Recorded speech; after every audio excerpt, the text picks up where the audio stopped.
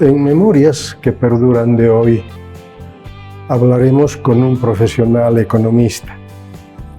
Decir que él estudió en la Universidad Mayor de San Simón, precisamente en la Facultad de Ciencias Económicas, donde además es docente de aquella facultad. Decir que su amplia experiencia le ha llevado incluso a ser director del Centro de Estudios de la Realidad Social y Económica, el CERES. Estudió en el Colegio de los Agustinos, precisamente el Colegio San Agustín, en Tupuraya, acá en Cochabamba. El entrevistado es el doctor Luis Pablo Cuba Rojas, a quien le quiero dar la cordial bienvenida al programa Memorias que Perduran y le pido su saludo inicial para el público que verá el programa. Muchas gracias. No, realmente un honor poder estar en este programa, un programa que no solo es una tradición de la región de Cochabamba, sino un programa que se está convirtiendo con un impacto a nivel nacional, sobre todo por el número de entrevistas y la calidad de esas entrevistas que se han realizado hasta ahora, ¿no? Más de 360 entrevistas. Es un gran mérito y además un orgullo para Cochabamba. Doctor, muy agradecido por sus palabras. La primera pregunta que siempre hago a los entrevistados: ¿dónde nace el doctor Cuba? Yo nazco en la ciudad de La Paz. Ayer hemos estado celebrando... Ah, sí, es paceño. Paceño, sí. Qué bueno. Pero en realidad ya con visa cochabambina, con todos los detalles de Cochabamba, porque me vine muy niño, ¿no? Mis padres migraron a Cochabamba por razones de salud, mi padre, y ya nos quedamos, y toda una vida hice todos mis estudios, como usted decía, en el Colegio San Agustín. Soy bachiller de ese colegio y tuve la oportunidad de tener muy buenos amigos en el colegio que han ido estudiando conmigo, después ya se fueron a otras universidades, a otros países, y tengo un lindo recuerdo de Cochabamba, ¿no? Es como si hubiera nacido aquí en el departamento. ¿De La Paz no tienes recuerdos? Sí, tengo los recuerdos del Colegio San Calixto. Era alumno, fui hasta... Ah, estuvo todavía en La Paz. Hasta el sexto de primaria, lo que era el fin de primaria. Tengo lindos recuerdos, incluso recuerdo las épocas de los golpes de Estado, las casas de seguridad que llegué a conocer así por casualidad y por curioso. Y son los recuerdos más interesantes, ¿no? Vivíamos en una calle que era bien céntrica, muy frente a la Universidad Mayor de San Andrés, en la calle 6 de Agosto. Y bueno, pues ahí desde la Icacota, el cerro de la Icacota que había, cuando hubo la revuelta contra el MNR, tuvimos que quedar todos echados en las habitaciones y tapándonos con colchones porque las balas llegaban a penetrar en las ventanas, así que era toda una historia de muy niño que me quedó muy impresionado, ¿no? Y ya cuando nos vinimos aquí a Cochabamba, ya una situación más tranquila, pero no, es decir, sin dejar de ser tranquila, menos interesante, ¿no? ¿Es del Tigre o del Bolívar? En esa época la familia de mis padres eran del Strongest, ¿no? Pero ya con el tiempo me he vuelto bilstermanista. Claro. Mis hijos muy bilstermanistas, nacidos en Cochabamba, así que ya la camiseta roja es la que me impulsa. El equipo de sus amores. Sí, el equipo de mis amores, ¿no? No será de nacimiento, pero claro. Me han adoptado y me ha adecuado a ese color y además a vivir los momentos de emoción y tristeza que ha tenido el Bilsterman, ¿no? ¿Y a qué edad llega a Cochabamba, doctor Cuba? 12 años. 12 sí, años. Muy chiquitos, llegamos a un barrio que se llama La Florida, en el kilómetro 7, a Quillacollo. Sí. Era un barrio bien interesante, era un barrio de CONAVI, del Consejo Nacional de Vivienda, que había estado, fue diseñado por el Ministerio de Vivienda de esa época para los trabajadores de las empresas del Estado, y sobre todo la gente de la Comibol, las empresas de la PIL. Pero cuando llegaron a las casitas, de repente dijeron, no, son lindas, pero muy pequeñas para nosotros, ¿no? Entonces, se ocuparon por solo trabajadores un 10%, y el 90% tuvieron que hacer público para que ocuparan esas casas, ¿no? Entonces ahí llegamos nosotros, era un barrio muy nuevo, había muy pocos barrios en Cochabamba, fuera del centro urbano. Estaba el de la Blanco Galindo, la Villa Galindo, el barrio de la Villa Galindo, y después era una recta de 12 kilómetros hasta llegar casi Colcapirua y llegar a Quillacollo, pero fueron épocas muy lindas, llenas de maizales, de campos donde no había construcciones, así que era como estar en un lugar abierto, un jardín abierto grande para divertirse, para jugar. Tuvimos una niñez muy bonita, ¿no? Y juventud también. De modo que has sido testigo de toda la urbanización. La urbanización. De los 12 kilómetros hacia Quillacollo. Sí, impresionante, fue impresionante porque nosotros no nos imaginábamos, pero de pronto empezaron a construirse casas, construcciones, como es, ¿no? Hoy día esa avenida tan importante, compleja, difícil, que se la conoce también como la Avenida de la Muerte, porque realmente un peligro para los peatones. Pero lo más interesante de esa época era que había muchas fábricas. Yo recordando ya después, ya como profesional, estudiábamos el Pacto Andino. Y el Pacto Andino fue un proyecto muy interesante en Sudamérica. Y también se consideraba el desarrollo regional. Cochabamba tenía las industrias más importantes en todo Bolivia. Estaban las fábricas de tejidos, estaban fábricas también de compuestos químicos, Kimball, estaban las de asbesto, la propia PIL, la fábrica PIL. Entonces, y además habían otras fábricas, la fábrica Cimeri, que era una fábrica de llantas, traída por venezolanos de esa época, con la idea de exportar a lo que era la comunidad andina, ¿no? Es decir, el Pacto Andino. Sensiblemente teníamos más cosas que hacer en la región, pero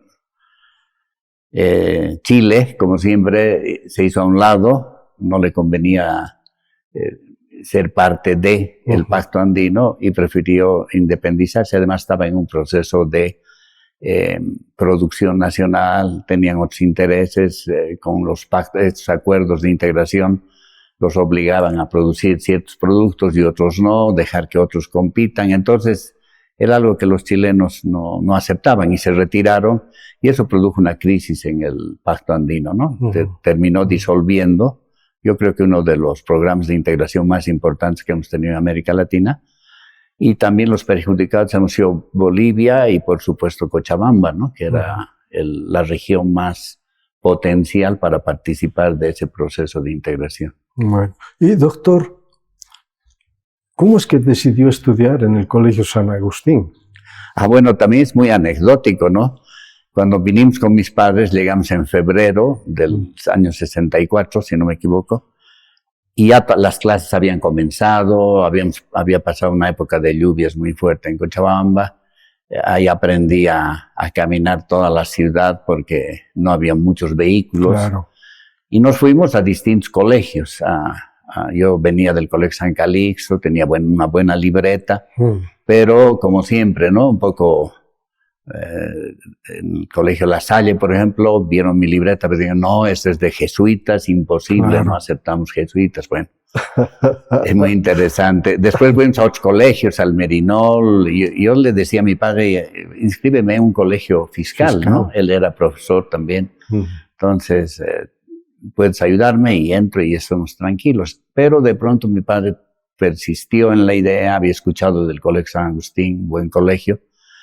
Y claro, pensaban en mi educación, lo mejor, Entonces dijeron, no, vamos a buscar, a intentar. Entonces llegamos al Colegio San Agustín, ya había pasado, ustedes saben que el colegio tiene sus reglas, tiene exámenes de ingreso. Sí. Y ahí me encontré en la puerta del colegio con el que era director, el padre Jaime Van Manning, un buen matemático, excelente persona. Y vio mi libreta, dijo, Pablo, le explicó a mi padre que estábamos viniendo de La Paz y que, bueno, las peripecias que uno siempre pasa como migrante, ¿no? Claro. Entonces él dijo, no, pasa y entra a tu aula, es la 1B. Listo, yo sin examen, sin nada, ya estaba en un curso, pero bueno, me fue muy bien, buen alumno del colegio. Y claro, no hay buenos alumnos en el colegio, todos somos alumnos iguales, eso es interesante en el colegio, porque yo venía de un colegio como el San Calixto, que a uno lo medían por si llegaba al cuadro de honor. Aquí en el San Agustín nada, ¿no? Y otra de las cosas que fue interesante fue que los padres no participan de nada de las actividades del colegio. Aquí es la historia de los alumnos, para los alumnos y por los alumnos. Entonces algo súper cambiante, ¿no? Distinto, porque usted sabe que hay los colegios y religiosos sobre todo organizan actividades deportivas, actividades comunitarias, etc. El San Agustín no hace eso, o no hacía, ¿no? Entonces era un colegio hacia adentro, con una filosofía muy interesante. Los padres pensaban que deberíamos aportar al desarrollo regional, los padres holandeses. Ellos dijeron, nosotros también hemos venido de nuestros países, que son más prósperos, pero queremos formar alumnos que aporten al desarrollo regional. Y eso fue algo que se me quedó grabado desde esa época. Yo dije, ¿cómo puedo aportar al desarrollo regional? Si bien como médico puedo hacerlo, como ingeniero, pero me gustó más de pensar en la economía, ¿no? Entonces, ahí fue que comenzó mi entusiasmo por la economía y también por pensar en el desarrollo de Cochabamba, ¿no? Que era nuestra gran preocupación. En aquel tiempo, Tupuraya, diría yo que estaba aislada del centro de la ciudad. Y más, ¿cómo hacía para llegar desde la Florida a la era otra aventura, ¿no? 7 kilómetros. Bueno, en esa época habían colectivos muy lentos, claro. Había que levantarse muy temprano. Y mi viaje, si no lo hacía, alguna vez, unas 10, 15 veces habré hecho en bicicleta ese viaje, ¿no? Pero los obreros de la fábrica Manaco, por ejemplo, claro, llenaban toda esa carretera con sus bicicletas. Era algo interesante, era realmente era una ciudad obrera, industrial, Cochabamba, que daba orgullo, gusto, ¿no? Porque ese era yo creo que esa debería ser la línea que debía haber seguido. No es que ha abandonado la línea, lo que ocurre es que los capitales, las inversiones se han ido a otro lado, ¿no? Entonces lo que hacíamos era, yo me venía con los compañeros de curso de otros colegios, pero salíamos muy temprano, ¿no? Tomábamos el colectivo y llegábamos hasta la Baptista y lo que es hoy día la Heroínas. De ahí yo caminaba hasta la plaza, siempre pasaba por la compañía, la plaza principal, y llegaba a la parada del colectivo que iba a Tupuraya, a la Muyurina. Y realmente era aislado, el micro 1, el colectivo, micro 1, ¿no?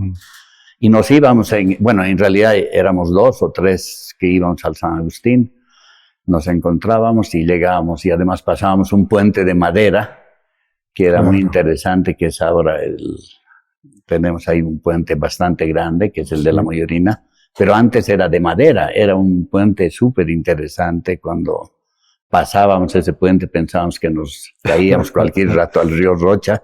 Pero bueno, y seguíamos, y Tupuraya, claro, era un vergel, ¿no? Era verde, no había casas, no había muchas casas. Casi el edificio del San Agustín y de la Normal Católica sí, eran tal vez los únicos que habían en esa época como infraestructura, ¿no? Y bueno, con el tiempo ya fueron construyéndose casas, edificios, etcétera, ¿no? Fue algo muy novedoso, interesante, aislados, porque no estábamos en el centro de la ciudad, entonces era de un extremo que venía a otro extremo y tenía que irme en las tardes más antes de lo que mis compañeros me pedían que me quede, ¿no? Porque muchos de ellos querían que me quede a hacer actividades aquí en el centro urbano, pero no, pues era imposible, no había mucho transporte, había dificultades, entonces yo terminaba llegando a la casa a 5 de la tarde más o menos, ¿no? Y tenía que hacer mis actividades hasta las 8, 10 de la noche. Entonces era sacrificar, Claro. sin haber comenzado ya en el colegio. Había que tener toda una estrategia de tiempos porque no era fácil, no era fácil, ¿no? ¿Y fue fácil adaptarse a la química, a la física y a la matemática? Sí, me gustaba mucho y teníamos muy buenos profesores muy interesados en que los alumnos aprendan. Como le digo, no era tanto que saquemos buenas notas, sino que aprendamos y entendamos la matemática, la física, la química. Entonces podíamos, para nosotros, si en esa época la nota era hasta 5 o 6, sacar un 3.5 ya estábamos contentos y todos en el colegio, nadie le decía uno si había sacado 4 o 3.5. La cosa es que entendía que era la química, que era la física, que eran las matemáticas. Y tuvimos muy buenos profesores, ¿no? Y yo tuve la suerte de tener 3 profesores holandeses, casi todos los profesores que teníamos en esa época. El padre Pedro, que era un gran profesor de matemáticas, el padre Ames, que era otro holandés, profesor de química, y el padre Lucas, que era un filósofo, que tenía una trayectoria grande. Yo lo tuve de profesor a él en la Normal Católica. Sí, qué bien, al padre Lucas, ¿no? Sí. Hombre alto, muy preparado. Y fueron los que nos introdujeron también, sobre todo en esta cuestión que tienen los agustinos, ¿no? La filosofía y también la búsqueda de la verdad, como dice San Agustín, ¿no? Y creo que ese fue el gran desafío que empezamos a plantearnos todos los estudiantes del colegio de esa época. Doctor, de modo que después estudiar economía ya no fue muy complicado. Sí, no. Al contrario, mi búsqueda fue interesante, ¿no? Todavía no comencé con economía. Ah, no. Sí, con mi padre teníamos unos libros muy interesantes y quería yo estudiar ingeniería eléctrica en realidad, ¿no? Y me fui a La Paz a estudiar ingeniería eléctrica porque había aprobado el curso de ingreso en la universidad, aquí en la estatal. Pero el tema era que la carrera de ingeniería eléctrica estaba en sus inicios, casi nadie sabía, ni el profesor creo que sabía en qué consistía o qué iba a consistir la ingeniería eléctrica, ¿no? Entonces era no me acomodé mucho a la idea de continuar con ingeniería eléctrica. Entonces me volví a Cochabamba y ahí sí ya comencé mi carrera de economía, ¿no? Porque me hubiera gustado, ¿no? Es decir, hay muchas anécdotas de compañeros que casi el 80% de los agustinos siguen la carrera de ingeniería, ¿no? Y un 20% también hacen comunicación. Hemos tenido compañeros periodistas como Juan Cristóbal Soruco, que gran persona. Y bueno, otros que se han dedicado también a la comunicación, y a otras profesiones, ¿no? Pero una mayoría decidía seguir la carrera de ingenierías, ¿no? Ya sea civil, eléctrica, mecánica, etc. Pasa que los agustinos también han tenido experiencias de implementar radios en varios lugares. Creo que sí, ¿no? Sí, nosotros tenemos, claro, porque recuerdo el libro de los agustinos, un libro muy bonito que yo ya como director del colegio también en el directorio, como parte del directorio, vimos la historia de los padres agustinos. Llegaron a La Paz, a los Yungas, y desde ahí iniciaron toda una actividad de radio. De radio, sí. Entonces me imagino que muchos agustinos también les llamó la atención seguir esa profesión, ¿no? No, sin duda. ¿Y cómo le fue en San Simón? Bien, creo que debo reconocer que muy bien. Era una época muy interesante porque, bueno, y compleja también, ¿no? Habíamos salido el año 72, bachilleres. En plena dictadura militar. En plena dictadura militar. Entonces, las ideas eran, pues, y éramos muy jóvenes, muchos de los compañeros también tomaron decisiones de irse a hacer otras actividades de apoyo contra la dictadura, etcétera. Y, claro, y la efervescencia dentro de la universidad era terrible, ¿no? Era interesante, pero también bien tensionante. Sobre todo porque, claro, los padres ahí se preocupaban muchísimo, ¿no? Había muchas manifestaciones, huelgas de hambre, suspensión de actividades, entonces era un periodo muy complejo. Pero a pesar de todo eso, y un tema más que es interesante en economía, nosotros habíamos entrado, yo sobre todo con la idea, y algunos compañeros también, de esa época, de estudiar economía por las matemáticas, porque nos gustaban muchísimo las matemáticas. Entonces, el problema era que no era un periodo en el que el centro del estudio tenían que ser las matemáticas. Y yo pensaba, decía, y tal vez la Universidad de Chile, que es una universidad muy interesante, pero también estaba con el problema había caído Salvador Allende y entró Pinochet, entonces se complicó todo, los compañeros que teníamos que estaban estudiando ahí, tenían que pedir permiso para cada semestre para asistir a sus clases de la universidad, entonces era muy difícil ya dejar el país.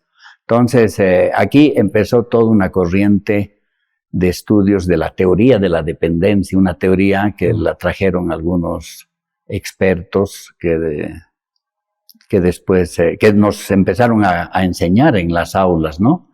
Entre ellos estaba Herbert de Souza, estaba Teotonio dos Santos, Vania Bambirra, brasileros sociólogos formados en Chile. Y era muy interesante. Entonces, toda esa teoría de la dependencia empezó a penetrar en las aulas universitarias y nos tocó a nosotros, así que nos volvimos entre economistas y sociólogos durante unos 2-3 años, ¿no? Entonces, fue interesante. Aprendimos mucha lectura, pero la matemática un poquito rezagada y se quedó. Pero valía la pena, ¿no? Valía la pena porque era lo que también a mí, por ejemplo, personalmente me interesaba. Había que interpretar la realidad social, había que comprender los hechos históricos que estaban ocurriendo en América Latina y qué mejor tener las herramientas que nos proporcionaban estos profesores, ¿no? Entonces, creo que desde ese punto de vista la Facultad de Ciencias Económicas cumplió un rol interesante, ¿no? Es decir, no se apartó de la realidad, sino fortaleció a sus docentes y a sus alumnos con una buena formación para interpretar la realidad social, ¿no? Y económica del país. Ahora, ¿la dictadura militar de Banzer perjudicó de alguna manera el desarrollo de su actividad académica? Sí, perjudicó porque, bueno, por las persecuciones, por el problema ya había pasado ese momento más terrible que fue el cierre de las universidades, ¿no? Pero ustedes recordarán, los movimientos estudiantiles estaban en su auge y era una lucha permanente en las aulas.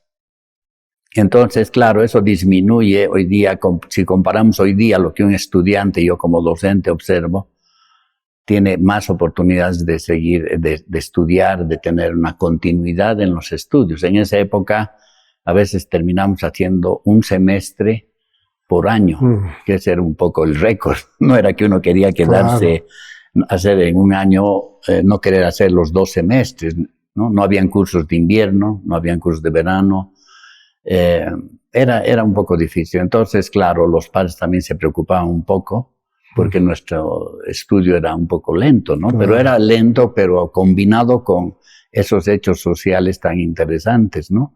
Estábamos recordando, por ejemplo, leía el libro de la esposa de Filemón Escobar, que tendencia del POR, pero había tanta fuerza dentro de la universidad del POR y del trotskismo que le llamábamos, que influía mucho en las ideas, ¿no? Se lo leía mucho a Guillermo Lora, etcétera. Era interesante, teníamos una vivencia sobre la problemática minera. Realmente fueron momentos, y las reuniones también en ese periodo de la dictadura eran pues súper interesantes porque eran casi prohibidas las reuniones que teníamos, tenían que ser muy bien organizadas, etcétera, ¿no? Eran lindas guitarreadas, lindas reflexiones sobre la problemática social, pero también con el riesgo de los toques de queda, de ser detenidos, etcétera, ¿no? Nos pasó muchas veces ese tipo de situaciones. Pero bueno, fue una época muy interesante. No todo lo que hubiéramos querido aprender, aprendimos, tuvimos que hacerlo después, ya en los periodos de maestría, doctorado, pero fue una época muy bonita. Concluida la universidad, ¿cuál fue su primera actividad laboral? Entrar a un centro de investigaciones que se estaba creando aquí, que eran algunos compañeros agustinos que habían pensado en un instituto, se llamaba CIDRE, el Centro de Información para el Desarrollo Regional, ¿no? Y ahí estaban algunos compañeros como Álvaro Moscoso, Julio Alem, Gonzalo Vargas, Freddy Peña, eran amigos desde el colegio. Y nos pusimos a escribir. Entonces la literatura, todo lo que habíamos aprendido en las épocas de estudiantiles, las volcamos en boletines, en libros, en publicaciones. También hicimos un censo. Me acuerdo un pequeño censo que se logró hacer para Cochabamba, para el desarrollo regional, muy interesante. Que no lo hizo el INE, lo hicimos nosotros, y fue esa la actividad hasta 2, 3 años que me quedé ahí, y después ya me fui hacia el CERES por invitación de un docente de la universidad, es decir, del colegio, y también investigador del CERES. Ya continué hasta irme a estudiar afuera, ¿no? El doctorado. El doctorado. ¿Y dónde estudió el doctorado? Bueno, comencé con la maestría en España. Hice una maestría de desarrollo en América Latina, ¿no? Una maestría muy interesante. Ahí tuve muy buenos profesores que me acompañaron en la maestría. Entre uno de ellos estaba el profesor Francisco Albuquerque, que es una eminencia en el campo del desarrollo económico, del desarrollo local, y docente director de la CEPAL, ¿no? Del Consejo Económico para América Latina, cuya sede está en Chile. Él nos apoyó muchísimo, me apoyó mucho a mí en el trabajo, en la tesis que hice de maestría, y luego me animé a quedarme para el doctorado en la Universidad Pablo de Olavide, en Sevilla. Y ahí continué hasta terminar y, bueno, ya volver a la universidad en la docencia, que es donde ahora me encuentro, ¿no? ¿Qué tal fue el cambio de Cochabamba hacia España? Muy lindo. Bueno, porque uno se siente anécdotas interesantes. Primero que conoce ese espacio geográfico tan interesante donde hablan el mismo idioma, ¿no? Porque uno podía haber sido a Alemania o irse a Inglaterra. Claro. Pero aquí lo interesante es el mismo idioma. Entonces la gente tiene sus propias particularidades, los españoles, y también muy interesados sobre su propia problemática, porque ellos, los españoles, salían de la guerra civil en la época de Franco y tenían muchos problemas de pobreza. Entonces era interesante sus preocupaciones. Claro, nosotros teníamos, mentalmente decíamos, no, pero si se han traído toda la plata de América Latina y se hacen a los pobres, pero en realidad era gente que había sufrido también por efecto de la guerra civil, ¿no? Y como no había en esa época todavía la Unión Europea, España, Portugal, Grecia, Italia, eran los países más retrasados de Europa. Entonces, un tema interesante ha sido ese, ¿no? La Unión Europea, que ayudó muchísimo a que salgan de su pobreza, ¿no? Desde ahí yo llegué a confirmar que todos los procesos de integración y con las características de la Unión Europea son importantísimos para el desarrollo de las regiones, ¿no? Entonces, por ejemplo, aquí con el Mercosur, nosotros no podemos salir de donde estamos. Acabamos de entrar al Mercosur, pero todavía tenemos que esperar 4 años porque tienen unas normativas muy estrictas para poder sentir los efectos de un proceso de integración, ¿no? Y además el propio Mercosur no ha logrado madurar como se hubiera esperado. Pero entre las cosas anecdóticas, yo recuerdo que cuando éramos niños nos hacían dibujar el puerto de Palos, nos hablaban del puerto de Palos, tanto hablaban del puerto de Palos que... De Santa María. Para hablarnos de las 3 carabelas, ¿no? Claro. En Cádiz. Y eso fue muy interesante porque, claro, conocí Puerto de Palos. Al final, eso es lo que más me pareció súper interesante conocer y que yo recordaba cómo dibujaba yo el puerto de Palos, ¿no? Para mí eran 3 palos y los barquitos, ¿no? Claro. Cuando en realidad de ahí conocí muy bien también, tuve la oportunidad, era un pueblo de marineros. La primera misión que sale de Puerto de Palos es una misión de marineros locales, es decir, que conocían el mar muy bien. Y porque uno entra a una de esas carabelas y dice, ¿cómo han podido cruzar el mar en las condiciones que lo han hecho, ¿no? Porque realmente, además, aunque Colón hubiera estudiado 10 años con los franciscanos, se llama un lugar que se llama La Rábida,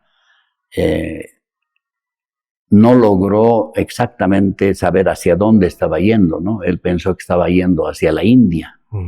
Y es de ahí que la confusión de, hemos llegado, ahí están los indios, ¿no? Entonces, de ahí ese apodo que nos hemos ganado todos por esa confusión de Colón. Y realmente los marineros eran conocedores del mar, ¿no? Porque de otra manera, creo que aprendiste, claro, ya otras carabelas, otros viajes ya eran, como siempre la historia nos enseña, de que eran salidos de cárceles, eran gente media maleada, ¿no? Medio especiales, ¿no? Pero la primera misión de los españoles fue una misión realmente muy interesante. Qué bueno. Y bueno, yo quedé ahí impresionado por el puerto de Palos, por la modernidad de España, España muy linda, el mar era otro aspecto que uno se queda sorprendido, de nuestra mediterraneidad, ¿no? No tener el mar. Entonces fue una sensación muy linda, muy linda. Yo quedé muy impresionado los 5 años que pude estar allá. Entonces es algo interesante, creo que se me ha quedado muy grabado en la memoria, ¿no? Doctor Cuba, ¿y en qué circunstancias se vincula a San Simón? En realidad, el año 87, 85, 87, ya había terminado mi maestría. No, ni siquiera había terminado la maestría. Había ido a hacer a Colombia una especialidad en impacto ambiental. Fui a estudiar a la Universidad de los Andes, una universidad privada, que fue muy interesante porque realmente ahí aprendí cómo eran esos cursos vinculados a la matemática, un poco a la tecnocracia que se maneja en universidades norteamericanas. Y esta Universidad de los Andes tenía un convenio muy interesante con una universidad norteamericana o varias universidades. Y lo interesante ahí es que aprendí todo el tema de evaluación de impacto ambiental. Entonces, cuando llegué aquí a Bolivia, volví a Bolivia, me contrataron las empresas como Yacimientos, ENDE, para hacer estudios de impacto ambiental. No había especialistas en esa época. Entonces, fui con una beca del BID, del Banco Interamericano de Desarrollo. Entonces, todo eso me ayudó muchísimo y también aumentó mis expectativas por enseñar. Y no había pensado hasta ese momento de la enseñanza. Pero, entré a un concurso y gané la cátedra, la materia para enseñar. y ahí me quedé, ya casi 30 años dando clases, pero fue un motivador el haber ido a aprender afuera, en Colombia, y con ese estudio de posgrado. Fue interesante, ¿no? Aprendí mucho. Después, lo que me ayudó mucho también a tomar las decisiones de enseñar fue que ya puse en práctica mis conocimientos, que eso era lo interesante. Yo creo que en la enseñanza, si hay algo que ayuda mucho, es poner en práctica los conocimientos que uno ha adquirido en la universidad, en un posgrado, en la práctica.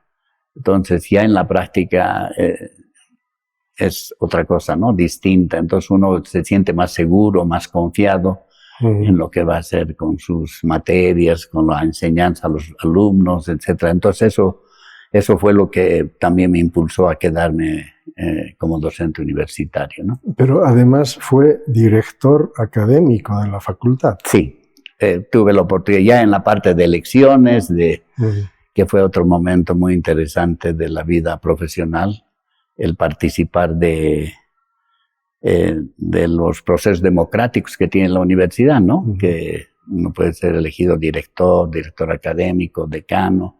Entonces, yo me animé y estuve 2 años en esa responsabilidad, y que fue una experiencia muy interesante. Sí. ¿Qué tal le fue? Bien. Siendo docente, pero además siendo director académico. Combinar, ¿no? En esa época ya había más tranquilidad del tema autonómico, el tema de la gobernanza del propio país. Estábamos en un periodo muy tranquilo. Y los estudiantes estaban así como ahora, hasta ahora, un poco en su entusiasmo, en su idea de cumplir sus semestres a cabalidad, sus cursos de invierno a cabalidad, sus cursos de verano a cabalidad. Entonces, había un interés de los estudiantes a la academia, lo que ayuda mucho a un director para poder impulsar las actividades, ¿no? Tanto de actividad misma de las clases, de las materias, los consejos de carrera, los consejos facultativos, estaban apuntando hacia la formación estudiantil con mucho empeño, con mucha profundidad. Entonces eso es muy interesante. Entonces uno se siente que lo que está haciendo, porque a veces uno dice, ¿para qué asumo este rol de director si la dinámica del estudiantado es distinta? En cambio, ese periodo me tocó algo muy interesante. Se lograron hacer varios congresos, logré organizar, y eso es lo interesante también del ser director. Me puse en contacto con varias universidades de México y organizamos un grupo que se llama, una red en realidad, de investigadores económicos y sociales de como 16 universidades de México. Y se vinieron aquí los mexicanos 2 veces a participar de 2 congresos grandes que organizamos. Vinieron también de universidades de Argentina, Chile, pero lo más importante era la experiencia de estos investigadores mexicanos, ¿no? que nos dieron unas lecciones, enseñanzas muy interesantes, y que logramos, a pesar de que era un periodo también de elecciones de rector, pero pudimos llevar adelante estos eventos, ¿no? Yo creo que eso es lo que debe motivar en la universidad a realizar congresos, ¿no? Congresos internacionales donde asistan profesionales de otros ámbitos o de la propia rama que uno está promoviendo. Hay congresos, pero hoy día veo que esos congresos son un poco más con fines económicos que con fines académicos, ¿no? Eso tiene que cambiar un poquito. Doctor Cuba, usted señala que está 30 años en la Universidad Mayor de San Simón. Ha tenido que recibir reconocimientos por los 10 años, por los 25. Ah, sí. ¿Qué sentimientos tiene de estos 2 acontecimientos? Yo recuerdo que un rector, cuando me entregó la medalla de los 10 años, me dijo, y fue un momento para mí muy emocionante, el hecho de escuchar, ¿no? De una autoridad decir, qué bien, ahora te toca asumir otros retos dentro de la propia universidad. Creo que eso también es muy importante, ¿no? La motivación, el sentirse tan seguro, tan bien, de ya tener 10 años dando clases, enseñando, aprendiendo, que uno se siente muy orgulloso. Y los 25 años también es otro momento importante ya en la vida profesional de uno, en la vida académica, que sigue siendo algo hermoso, valioso, ¿no? Entonces, ese fue 2 momentos para mí interesantes. Y un tercer momento, cuando me dieron la medalla 14 de septiembre, el 14 de septiembre, una medalla al mérito educativo, que me dio la gobernación de esa época, ¿no? Entonces, ese fue un acto muy bonito también.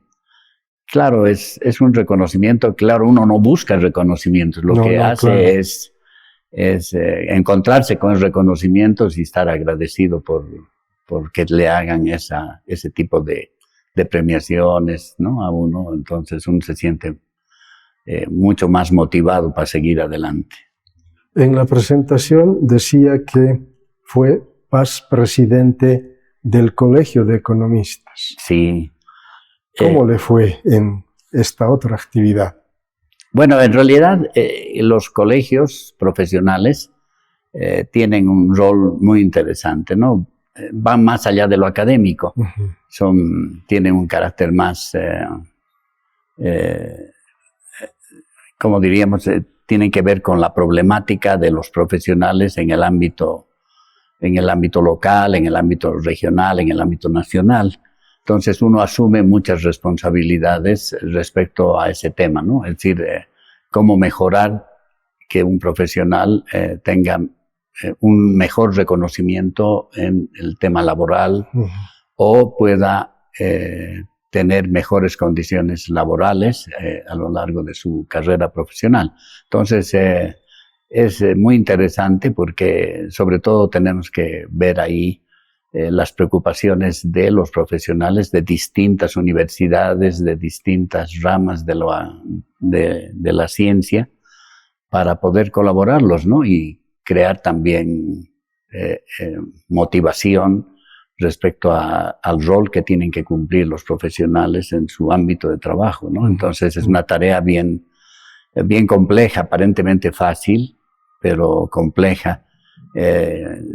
Nos ha gustado mucho, por lo menos en el periodo que he estado, articularnos con la Federación de Profesionales de Cochabamba. Entonces, la Federación de Profesionales es un ente que aglutina a todos los profesionales de todas las ramas de las ciencias naturales, ciencias exactas, etcétera, ciencias sociales, y que facilita también la presencia, la participación de los profesionales en la definición, en la elaboración de propuestas, de políticas, de planificación, de cambios en la realidad de un país. Entonces es algo interesante, ¿no? Es decir, uno está ahí muy bien motivado, se enfrenta a muchas dificultades que son lógicas, pero de un país, ¿no? Que tiene grandes problemas estructurales.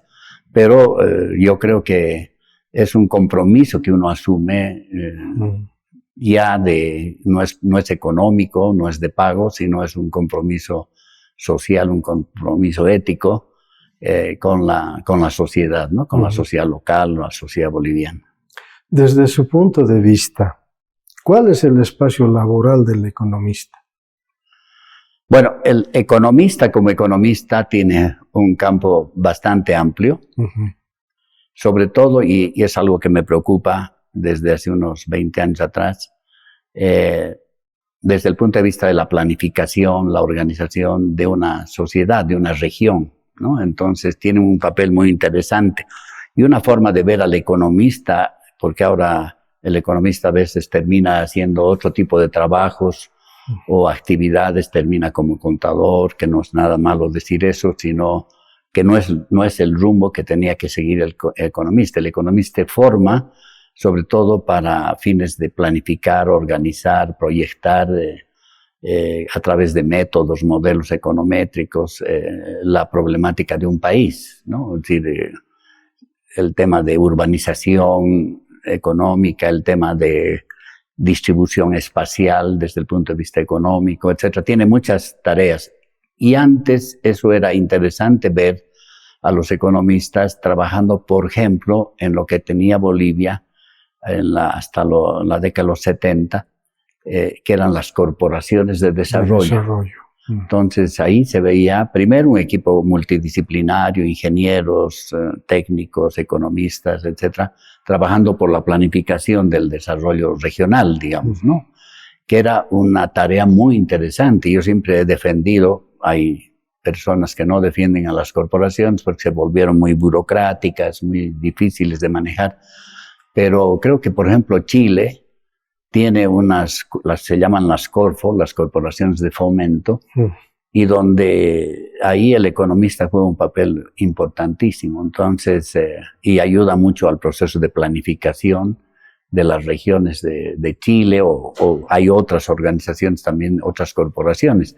Y eso me preocupa en el sentido de que nosotros hemos dejado eso de que no funcione más, no tenemos las corporaciones. Con la ley de participación popular pensamos que las gobernaciones podían asumir un rol protagónico en el sentido de la planificación, pero tiene un sentido menos técnico y más político. Entonces eso hace que nosotros disminuyamos en términos de competitividad, de productividad de nuestras inversiones, ¿no? Que ese es un problema. Tenemos pocos recursos y deberíamos saber aprovecharlos lo mejor posible. Hoy día, si vemos las problemáticas que tenemos en Cochabamba, en Bolivia en general, es problema de agua, sequías, muchas dificultades en la administración económica de las regiones, ¿no? Que ese es el campo que tiene el economista, ¿no? Entonces, el economista debería estar más en lo macro que en lo micro. Bien, pero es parte de nuestro espíritu, nuestra percepción. En Chile, por ejemplo, es interesante la experiencia que ha tenido Chile. Tenía los mejores economistas hasta la década de los 60, ¿no? Antes del golpe de Pinochet. Con Pinochet, como tenía una fuerza muy importante la presencia de los economistas en la economía misma, decidieron clausurar y abrir una carrera paralela a la carrera de economía, que era ingeniería comercial. Ahí nace ingeniería comercial, y que hoy día se ha hecho bien común. Ahora todas las universidades tienen una carrera de ingeniería comercial. Pero ¿cuál era la finalidad? Que los ingenieros comerciales pudieran trabajar en campos laborales que los economistas habían dejado por su característica de hacer análisis macroeconómico más que micro.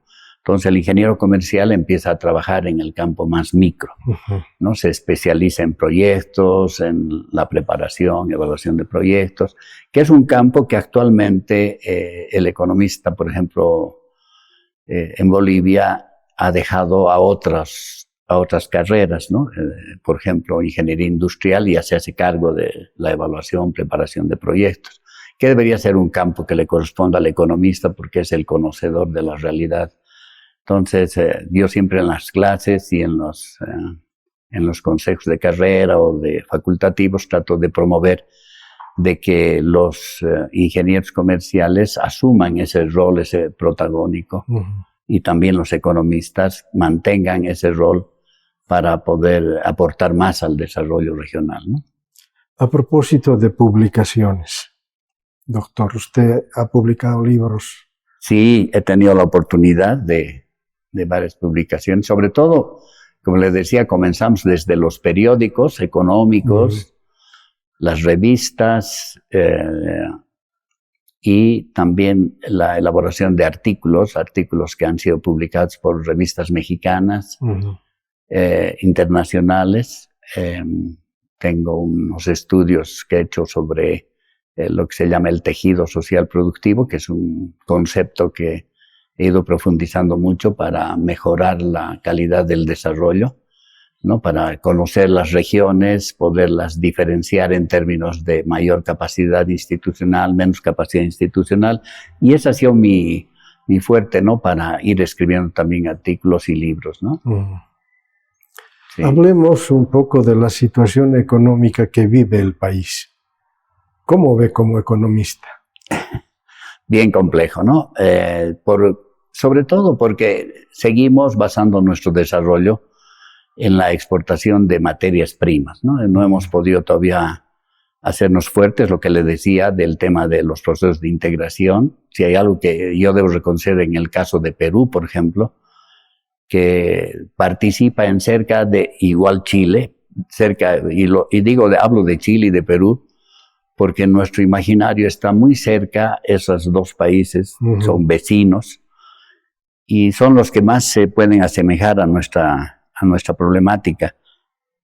Entonces, Bolivia quedó un poco aislada por diversas razones del contexto internacional y solo nos hemos dedicado a proveer de materias primas. Entonces hemos visto ahora el resultado de una manera muy, muy dura, que es la caída de los minerales y la desaparición de la producción de gas natural que exportábamos y que nos daba los recursos suficientes como para mantener una economía bastante sólida, ¿no?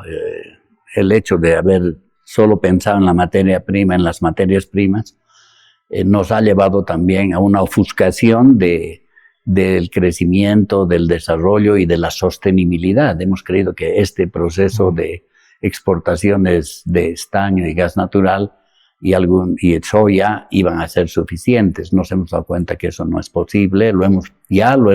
Como economistas, hemos planteado que debía cambiarse la estrategia, debíamos modificar las relaciones internacionales con respecto a la producción, atracción de capitales. Entonces, hay un problema en Bolivia que es que como decía René Zabaleta, el boliviano que enseñó muchos años en México, que nos hemos mirado muy hacia adentro, ¿no? Es decir, no miramos hacia afuera, sino miramos hacia adentro.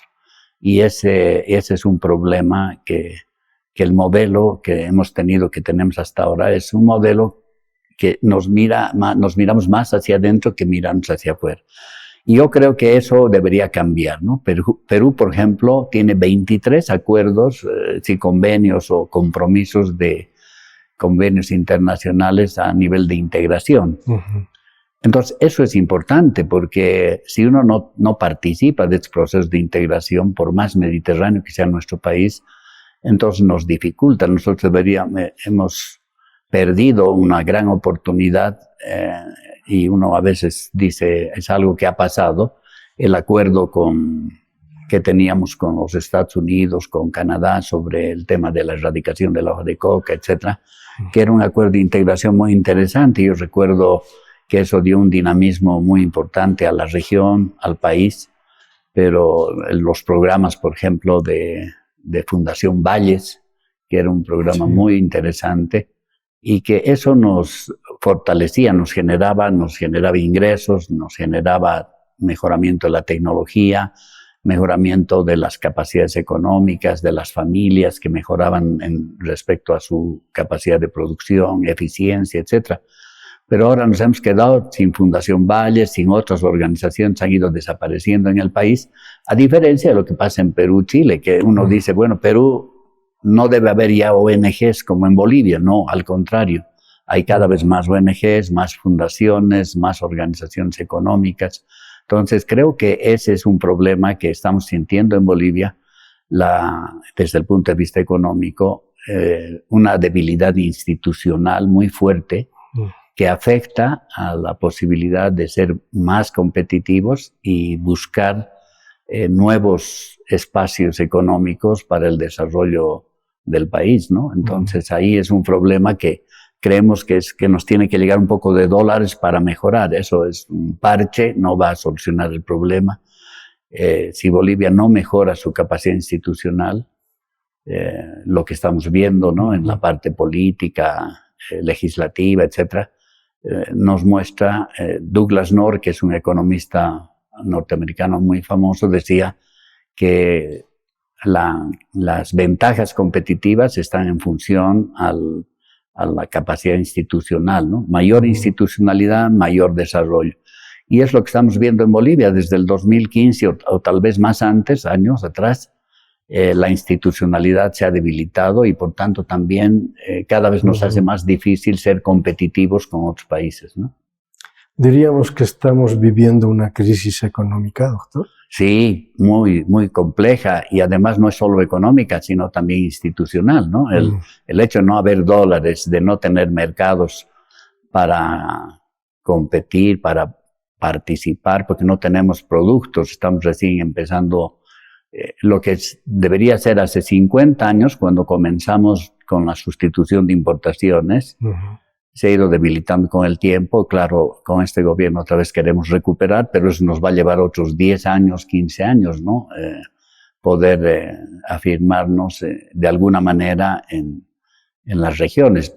A mí me pareció muy interesante el aceptar el Mercosur como opción, pero es un proceso de integración un poco débil, habría que ver cómo nos va, pero es necesario participar de estos procesos de integración, ¿no? ¿Qué cambios habría que hacer desde el punto de vista económico? Bueno, yo había sugerido desde hace muchos años atrás, pero claro, eso requiere de todo una... Somos un país muy sensible, muy difícil, muy complejo. No nos animamos a ser un país más abierto, ¿no? Entonces deberíamos modificar, por ejemplo, nuestro tipo de cambio. Estamos viendo ya que hay una gran diferencia entre el tipo de cambio oficial y el tipo de cambio paralelo que se ha abierto. Pero ni siquiera eso nos da ventajas, ¿no? Por ejemplo, la Argentina ha trabajado mucho con el dólar blue, pero ha logrado seguir exportando, es decir, donde hay un flujo de dólares es Argentina, ¿no? Es decir, no tiene problemas de conseguir los dólares. Claro, aunque haya dólares paralelos, dólar blue, etcétera, y sobre todo el abastecimiento que se ha dado en sus mercados. Entonces, la posición de esos países, Argentina, Brasil, es porque han sabido adaptarse bien a los cambios de su realidad, ¿no? De su economía real. Han modificado su tipo de cambio, han abierto mercados para productos que han empezado a desarrollar desde hace muchísimos años, 2, 3, 4 décadas. Brasil es el país que mayor antigüedad industrial tiene, pero nosotros no. Nosotros hemos ido haciendo desaparecer nuestras empresas. No será en este gobierno, sino con los anteriores. Y ese es un problema. En la medida en que uno no tiene industrias, lo que le está pasando a Venezuela. Venezuela ha dejado de producir, de tener industrias, fábricas, etcétera, y que han creído que suficiente era la exportación de petróleo, pero no es así. La pobreza ha ido incrementándose. Un país tan rico, tan poderoso, además lleno de vida, hoy día está en una situación muy difícil. Entonces no podemos seguir esos caminos, ¿no? de empobrecimiento. Yo creo que Bolivia tiene que mejorar su economía con ajustes económicos que sean reales y que ayuden a las familias. Claro, es complejo. Creo que Gonzalo Sánchez de Lozada tuvo que dejar el país porque tomó unas decisiones un poco extremas cuando aumentó impuestos, quiso ajustar un poco más la economía, privatizó también de un extremo a otro. Entonces, hay que llegar a acuerdos con los organismos internacionales, que es lo que nos queda, ¿no? Yo creo que hemos tenido mucha suerte en los últimos 15 años de no depender de los organismos internacionales, pero yo creo que ahora ya es muy difícil. Tenemos que asumir nomás la responsabilidad de Bolivia, porque si no la situación puede ir empeorando.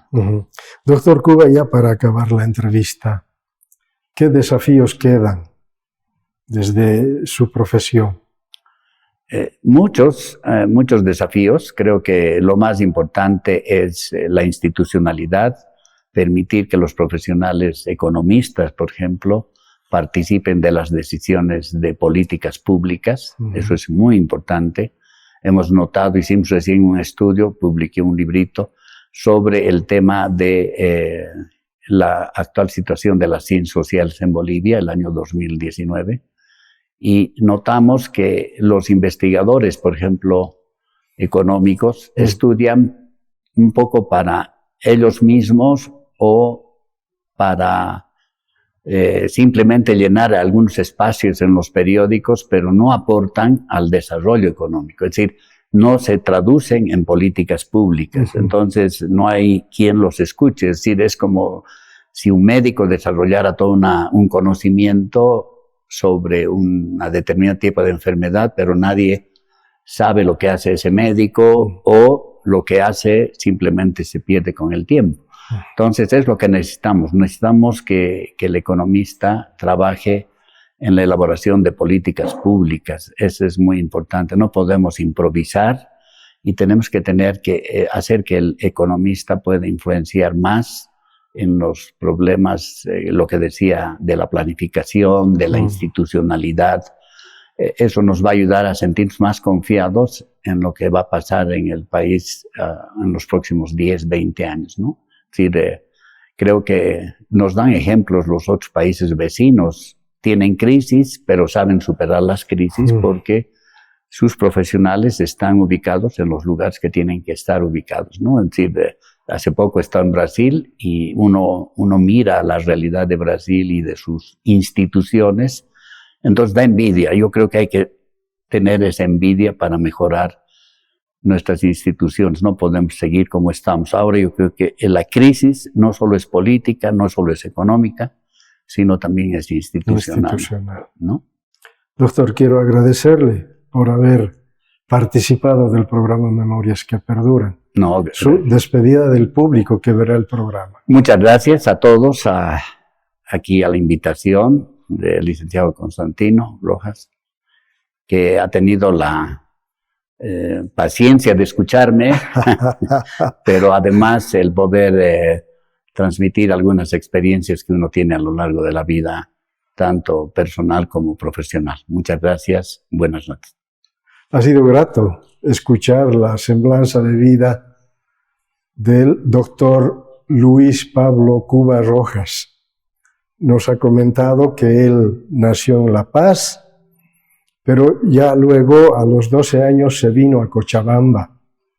Y en Cochabamba estudió en el Colegio San Agustín, donde diríamos le dio mucha fuerza y vitalidad a la formación en matemáticas, física y química, y que luego además le posibilitaría después definir su vocación por la economía, aunque nos ha aclarado que antes había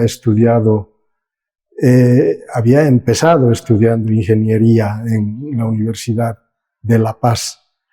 Pero bueno, Cochabamba diríamos que ha sido el espacio donde el doctor Cuba ha desarrollado su actividad profesional, estudiando economía en la universidad, luego trabajando en el SIDRE, en Ceres, pero también buscando espacios de formación académica, tanto en la maestría como en el doctorado en España.